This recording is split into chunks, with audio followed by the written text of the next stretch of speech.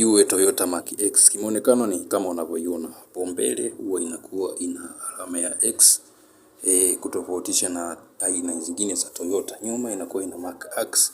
Kwa hiyo mbele na nyuma hii gari unaweza kujua kwamba hii ni brandi ya Toyota Mark X. Gari hizi hapa zina uwezo wa kuhold abiria watano. Watu watano wanakaa fresh kabisa.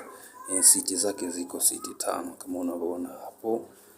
Siti zake zipo hivyo. Lakini pia gari hii hapa inalo buti lenye ukubwa wa lita 437.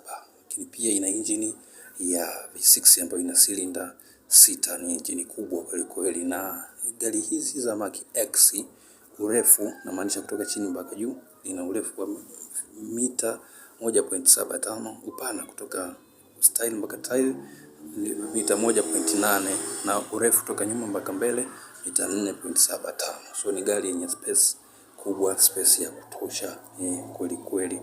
Na gari hili hapa ukiingia upande wa ndani, driving system na mambo mengine, ni kwamba hii inatumia automatic mode of transmission, simple kuendesha.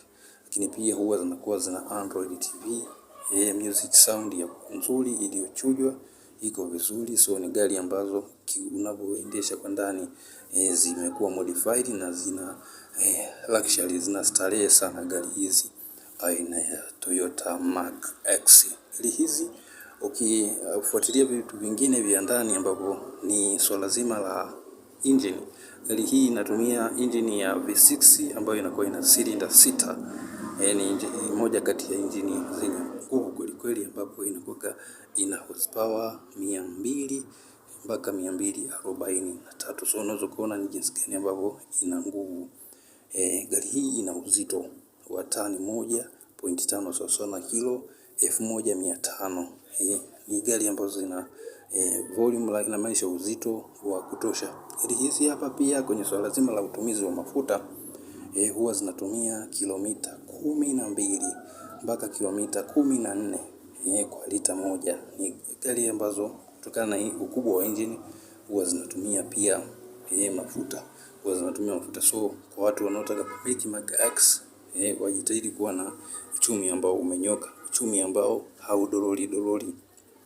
Gari hizi pia tanki ya mafuta waliwazewa full tank, ili iwe full tank. Gari hii huwa inachukua lita 71. Tanki yake ile ina uwezo kuhold lita 71. Lakini pia gari hii hapa speed, kwenye swala zima la speed huwa zinatofautiana. Kuna zile version za zamani ambapo zina speed ya 180 km/h top speed. Lakini pia zipo version ya this time ambapo ni zimekuwa modified, zimeboreshwa zaidi, ambapo zinaenda mpaka kilomita 250 km/h. So ni gari ambazo zina speed nzuri, speed ya kutosha. Ukiangalia swala zima la upatikanaji wa spare kama imeharibika, huwa zinapatikana kwa urahisi. Kuhusiana na bei tutazungumzia katika video inayofuata, kwa sababu